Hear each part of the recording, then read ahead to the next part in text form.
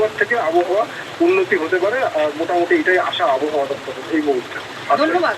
কমলেশ আমাদের প্রতিনিধি বলছিলেন যে পূর্বাভাস কি রয়েছে এবং শুধুমাত্র শহরতলি জুড়েই নয়, এই বৃষ্টি আরো 3টে জেলাতেও অতি ভারী বৃষ্টির সতর্কবার্তা দেওয়া হয়েছে। ঠনঠনিয়ার ছবি আপনাদের দেখাচ্ছি। কি পরিস্থিতি, ঠনঠনিয়ায় বৃষ্টি হলেই জল জমে, নাকাল হন সাধারণ মানুষজন। আজকের অবস্থা দেখুন। এই মুহূর্তে ঠনঠনিয়া কালীবাড়িতে রীতিমতো জল জমে গেছে। আমার সহকর্মী দেবব্রতকে দেখাতে বলবো। দেখো, একদম ফুটপাতের উপরে দেখুন একজন সবজি ব্যবসায়ী, তিনি এখানে জলের কার্যত তার একাধিক সবজি জলে ভেসে যাচ্ছে। জলে তো পুরো ভেসে যাচ্ছে, এখানে বসতে পারছি না, এক হাঁটু করে জল এইসব ভেসে চলে যাচ্ছে স্যার। কতক্ষণ ধরে হচ্ছে? এই সকাল থেকে সারাদিন।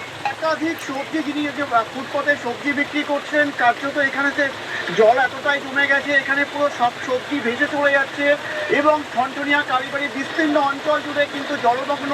এবং শুধু ঠনঠনিয়া কালীবাড়ি নয়, সেন্ট্রাল এভিনিউ মেট্রো চত্বরটা কিন্তু জলমগ্ন এবং একাধিক জায়গাতে